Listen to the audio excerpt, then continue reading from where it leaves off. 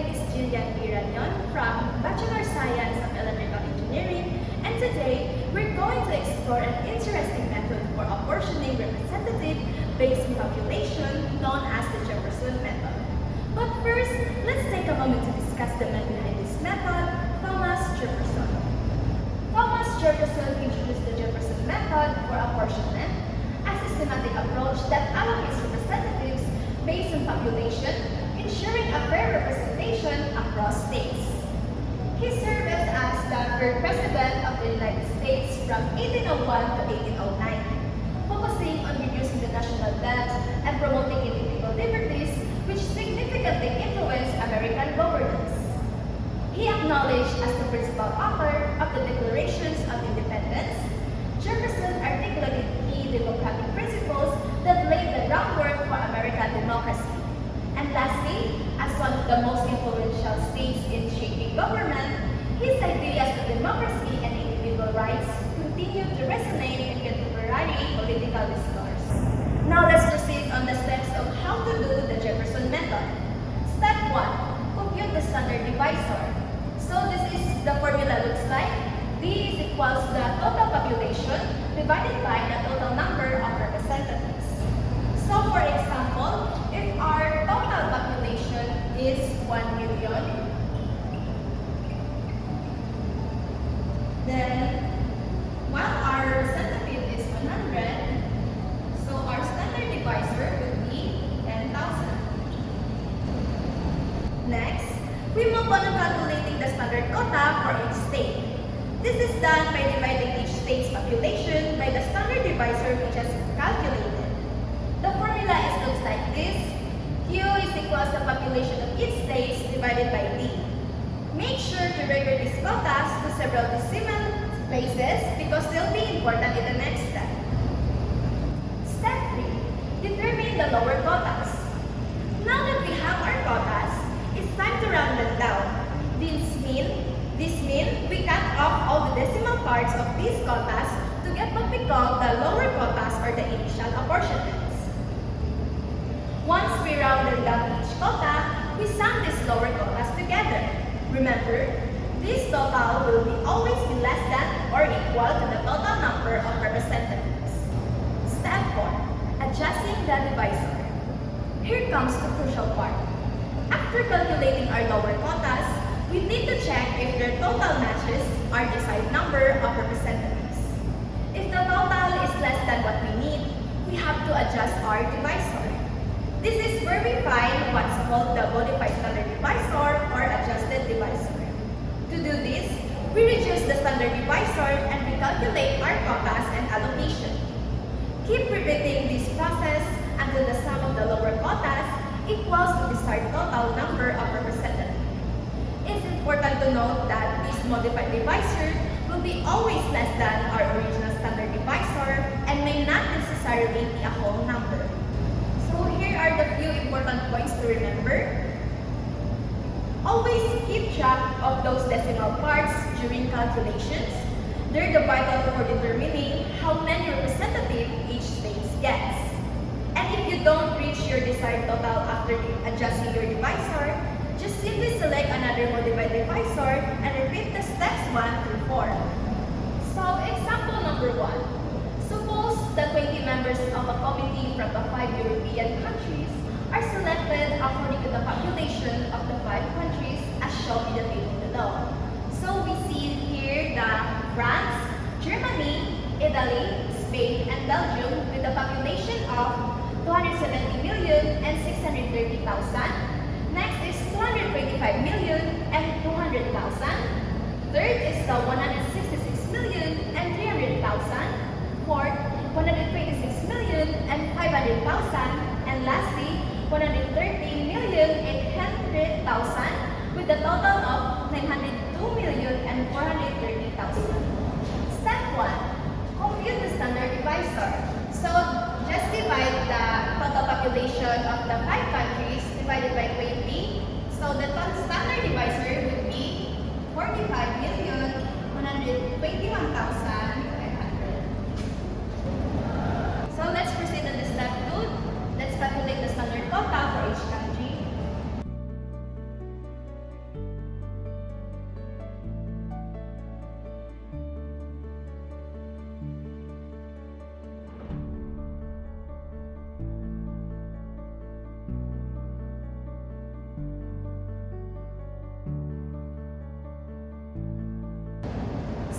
proceed on the step 3.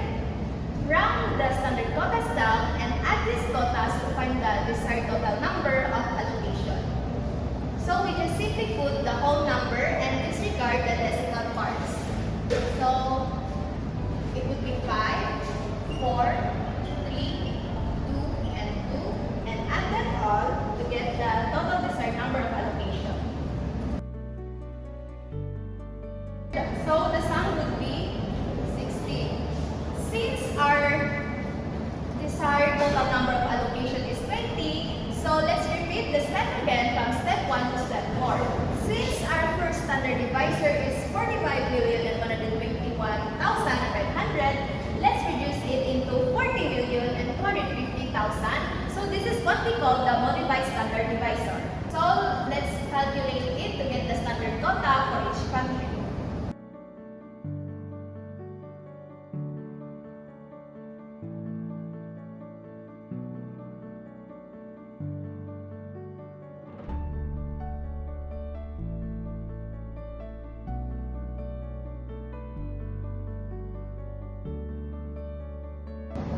After we get the quotient, let's round the standard quotas down and add these quotas to find the desired total number of allocation. So again, disregard the decimal parts and only focus on the whole number. Add them all to get the sum of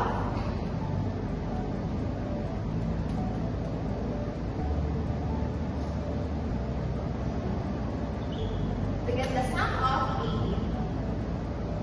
The next example is, suppose a university of 20 scholarship to award among students in the math, English, history, and biology departments.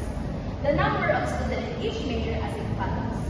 So the math have 250 students, English have 180 students, history have 150 students, and lastly, the biology have 120 students with a total of 700. First, let's compute the standard divisor. The standard divisor is, since the total of students is 700, let's divide it into 20. We get the total divisor. 700 divided by 20 is 35. So, therefore, our standard divisor is 35. After that, let's calculate the standard quota for each subject.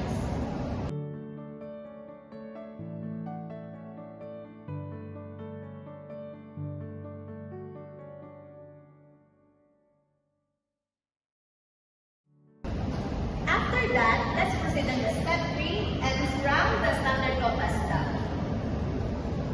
So, the standard quota of the math would be 7, the English would be 5, next history would be 4, and lastly the biology would be 3. Add them all to get the total of 19. So, since here the total is 19, let's do it again from the step 1 to step 4 since our desired total number of allocation is 20.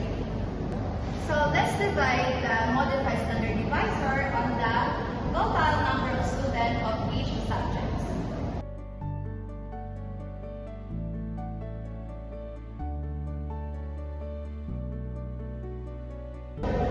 So let's proceed to the step 3 and round the standard quotas down. The standard quota is 8, English is 5, history have 4, and that's the biology is 3. Add them all to get the total of 20. So example number 3. A college offers tutoring in math, English, chemistry, and biology. The number of students enrolled in each subject is listed below. If the college can only afford to hire 21 tutors, determine how many tutors should be assigned to each subject using the Jefferson method. So the total enrollment is 890, while the total tutor is 21. So let's divide it to get the standard divisor of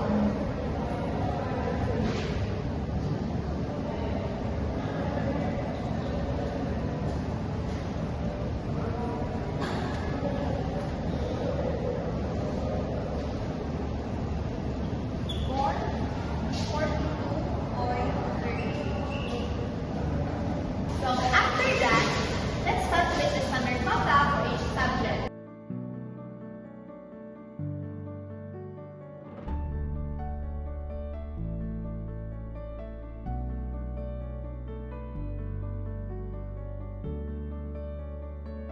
Step 3, round the standard quotas down and add these quotas to find the total number of allocation. So disregard the decimal part and only focus on the whole number. So 8, 7, 3, and 1, add them all.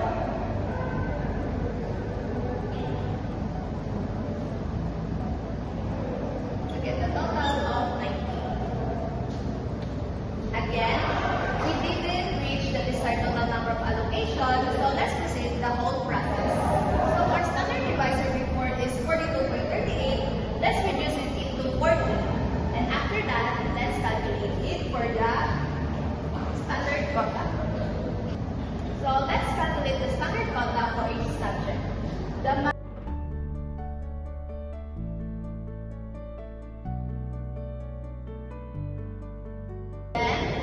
on step 3, let's round the standard quotas down and add these quotas to find the desired total number of allocation. So, add them all to get the total of 21. Example number 4. The legislature in a state has 57 seats. Apportion these seats to the 6 counties below using the Jefferson method. So the county would be the Adams, Fulton, Davis, Grant, Hayes, McKinley, with the total population of 1,229,000. So the step 1, let's complete the standard divisor. The total population is 1,229,000 divided by 57 to get the standard divisor of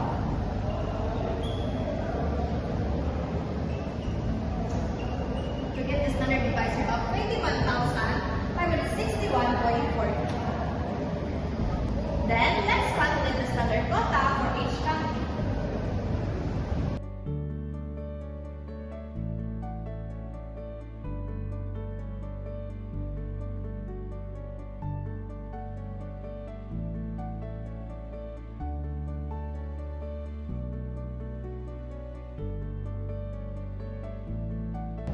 Step 3 is round the standard quotas down and add these quotas to find the total desired number of allocation. The Adams have 13, Fulton have 5, Davis have 16, the Grant have 7, the Hayes have 10, and the McKinley have 5. So let's add them all to get the total of 56. So again, we didn't reach the total desired number of allocation and repeat the process again.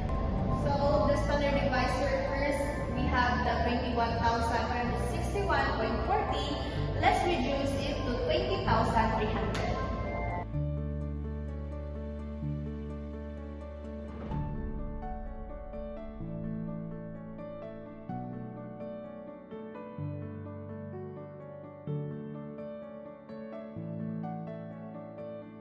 After that, let's round the standard quotas down and add these quotas to find the desired total number of allocation.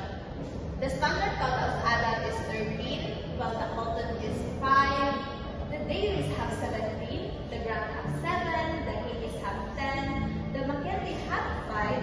So add them all to get the total of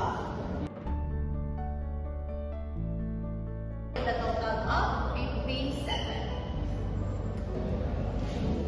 And lastly, we have the example 5. Use the Jefferson method to distribute the 200 calculators with the 5 high school based on the number of advanced math students. So the student in Kalinan, we have 243, Wangan have 131, Galakson have 71, Sirip have 95, and lastly the Dalandag have 72, with a total of 612. So let's divide it to the total number of calculations.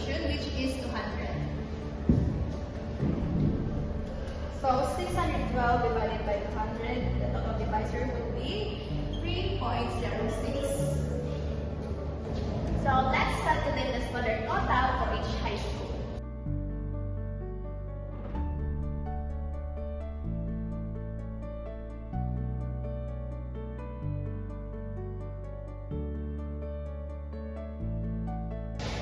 So after that, let's round the standard quotas down and add these quotas to find the desired total number of allocation. In Kalinan, we have 79, Wangan have 42, Lacson have 23, Sirig have 31, and Las Dalandan have 23. Add them all together. 198. And again, it didn't reach the desired total number of allocation, and let's proceed the whole process. So let's reduce the standard divisor, the 3.06 into 3.01.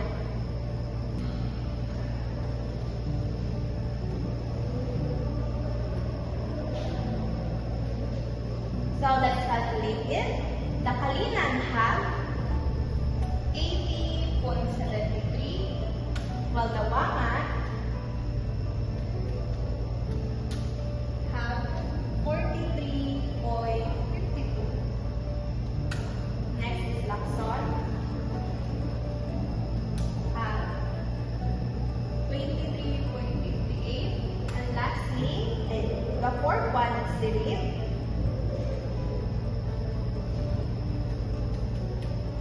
is 31.56, and lastly, the Dalandan have 23.9. Next is step 3. Let's round the standard quotas down. So the Kalinan is 80, Wangan is 43, Lacson is 23, the Sirig is 31, and lastly the Dalandan is 23. So add them all.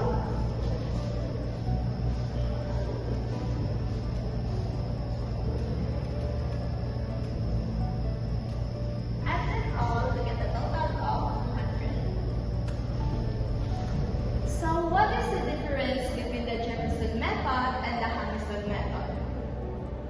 So the Jefferson and Hamilton's method are the two distinct approaches to apportionment, primarily differing in how they handle the quotas and divisor. So in Jefferson method is the divisor adjustment. Since Jefferson method uses a modified divisor that is less than the standard divisor, this adjustment aims to ensure that the total number of seats allocated matches the desired number. So next is the rounding. It means that it rounds down all the calculated quotas to their lower values. This means that if the state quota is fractional, it's received only the whole number part, potentially favoring the larger states by increasing the shares of seats when the divisor is adjusted downwards. While the Hamilton method is the divisor usage. It means that initially uses the standard divisor to calculate the standard quotas and then allocate seats based on these quotas. Next is also the rounding. It allocates the initial seats based on the integer part of the standard quota and then distributes any remaining seats to states with the largest fractional remainders. Unlike the Jefferson method, Hamiltons can leave the paradoxes such as the Alabama paradox, while increasing the total number of seats can result in a state of losing a seat. So in summary, Jefferson method modifies the divisor and rounds down, while the Hamilton's method uses the standard divisor and rounds based on remainders. So we're finally reached to the end. The last question is it worthwhile to learn the Jefferson method, and why? So learning the Jefferson method of apportionment can be worthwhile for several reasons. First is the historical significance. Jefferson method was the first apportionment method used in the U.S. Congress from 1792 to 1842. So understanding it provides insight into the early American political processes and the evolution of electoral system. The second one is mathematical understanding. So enhance the comprehension of mathematical concepts related to the division, quotas, and the rounding rules. So this method involves adjusting the divisor through the trial and error to achieve the desired total of seats, which can depend one's analytical skills. The third is the political implications. So the Jefferson method tends to favor the larger states, which can have the significant implications in political context. So learning this method can help the individuals understand how representation can be influenced by different apportionment strategies. And lastly, the comparative analysis. By studying the Jefferson method alongside others like the Hamilton's one, gains a broader. And lastly, the comparative analysis.